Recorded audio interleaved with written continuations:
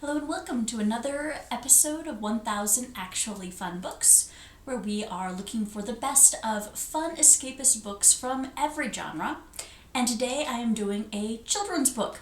A classic, well, it's not maybe old enough to be a classic, but semi-classic adventure story that you probably recognize from Disney's 101 Dalmatians.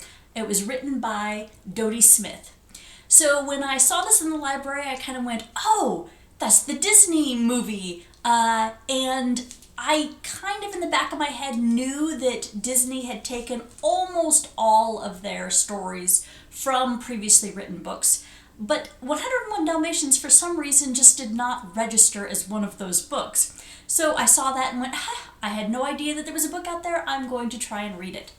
And so I'm glad I did. It was fun. So let's start with a review talking about it. So the first thing I'm going to talk about is the plot. Now, probably everybody who's seen this has already seen the Disney animated movie, but I'll give it to you anyway. It is a pair of Dalmatian dogs who have a bunch of puppies, and we'll call her a family friend, Cruella de Vil, shows up and wants to make the puppies into a fur coat. And so she kidnaps the puppies, more arranges them to be kidnapped, and takes them away to a place where has a whole bunch of other Dalmatian puppies that she's going to kill in order to make a bunch of fur coats.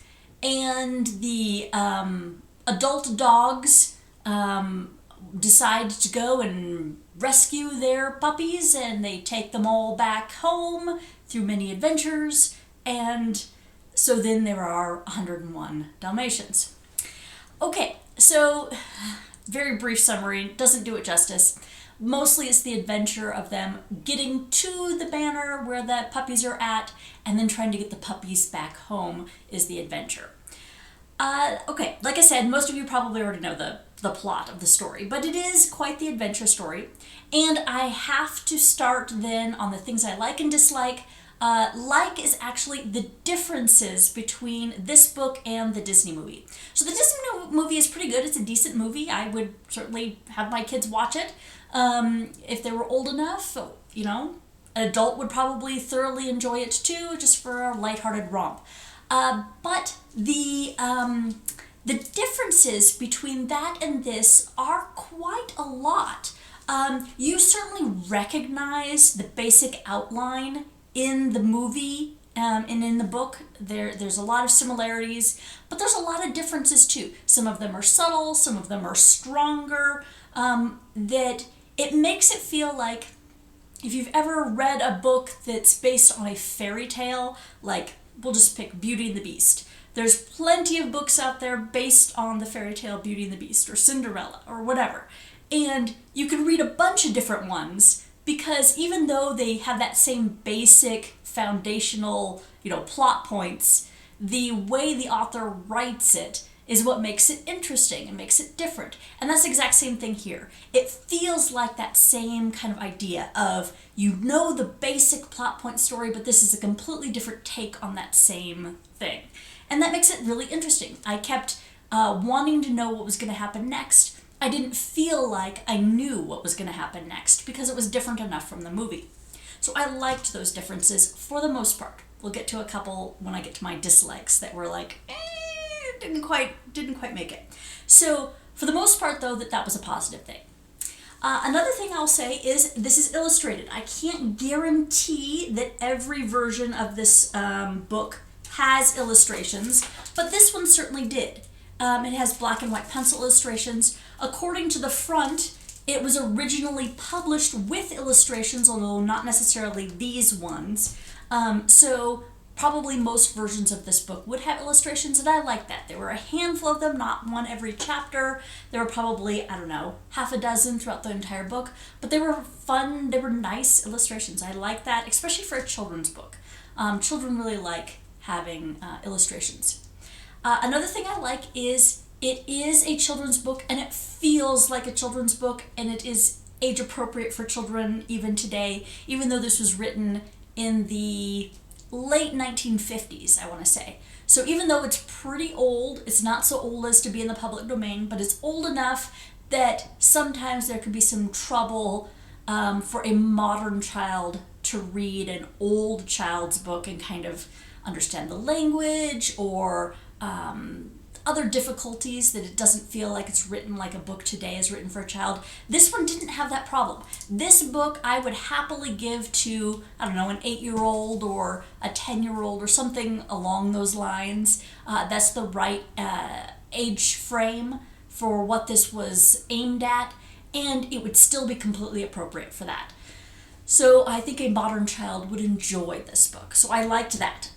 They also do a lot of things to make it more child friendly. For example, you obviously have dogs getting together and making puppies. And so they put it as they get married. You know, the dogs get married. And then they have puppies, and they do it in a very child-friendly way, a very diplomatic, innocent way, things like that, including even the evil of trying to make puppies into fur coats.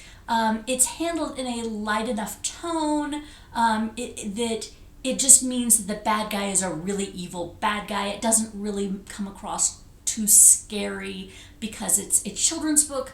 The tone stays pretty light throughout, and I like that. So again, for a children's book, they did a good job with that. Another thing I like is the setting and the world building.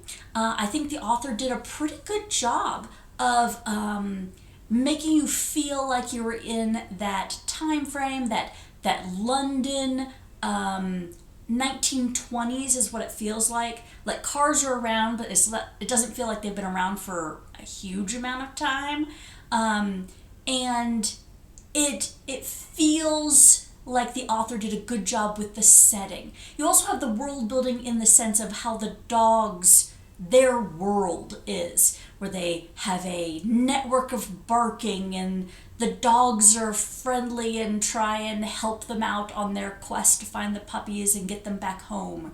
And a lot of that character of the other dogs and their culture is actually pretty interesting. The author does a good job for the limited, it's not a very big book, to do that kind of thing.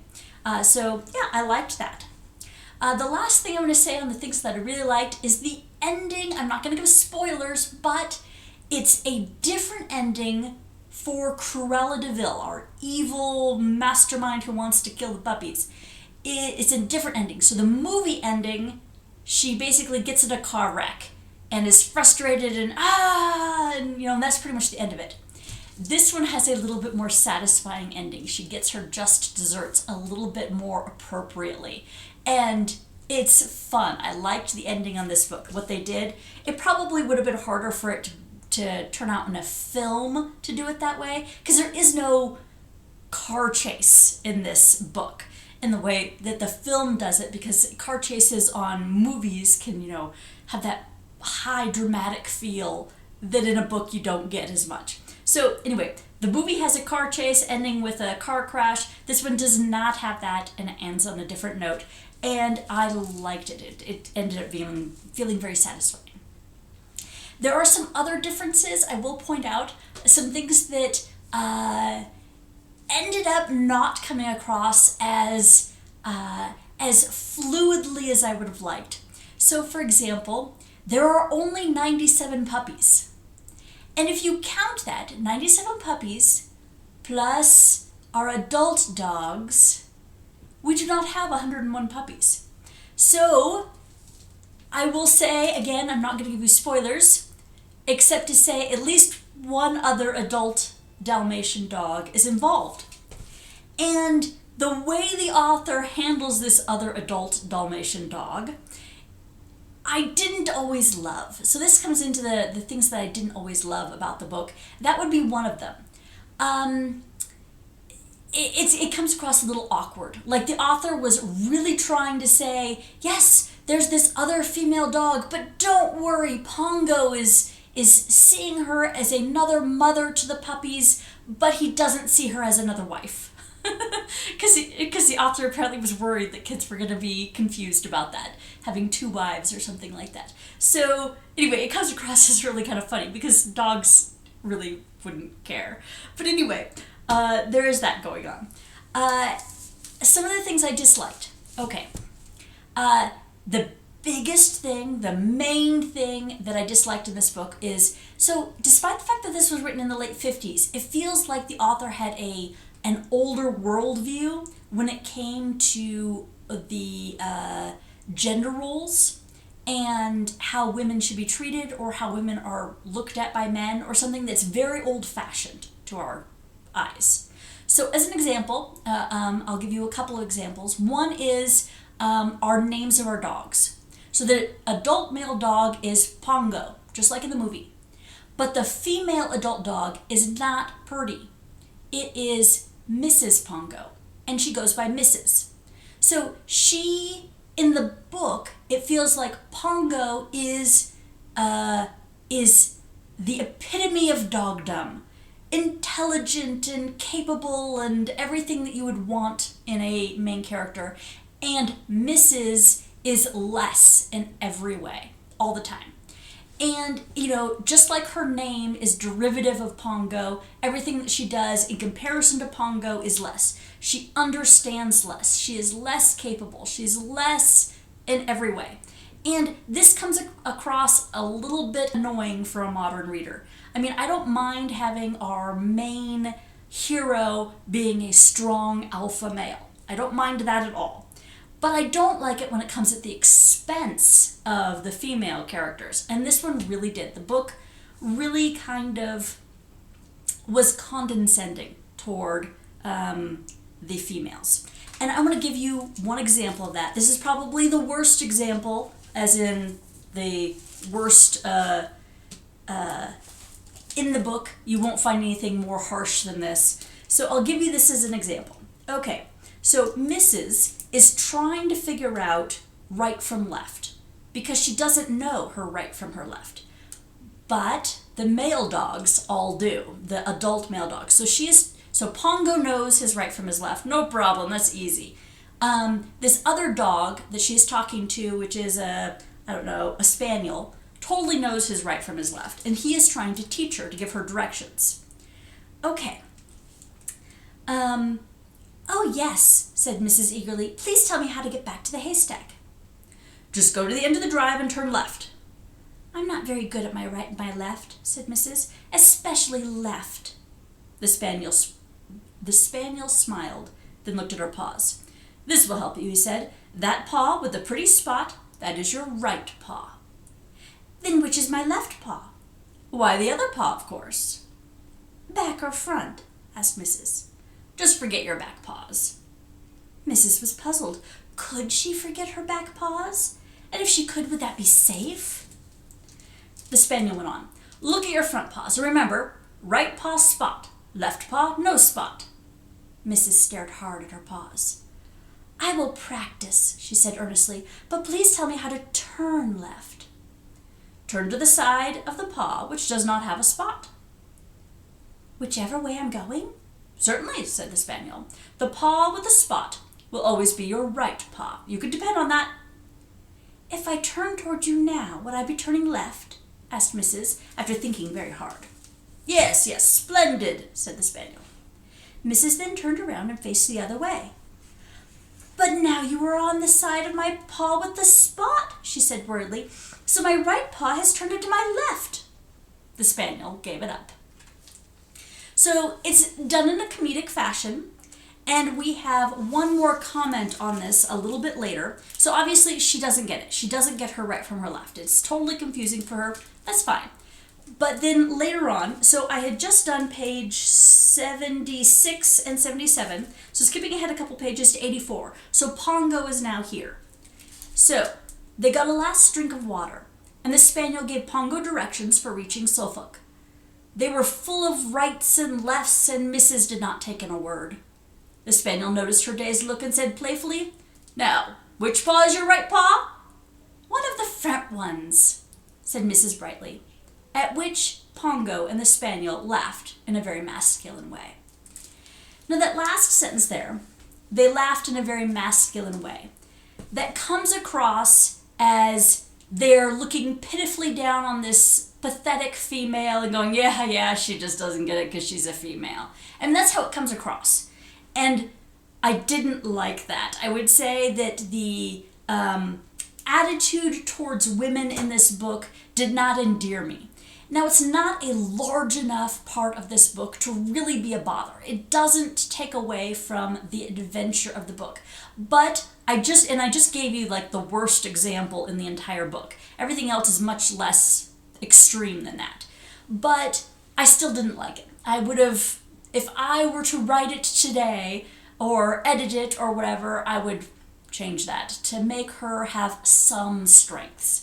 She has none in this, except for maybe, I guess, motherly care. She's a loving mother, but he's a loving father. So it's every strength is Pongo's, and she doesn't have any strengths of her own. So that can be kind of irritating. So I didn't like that.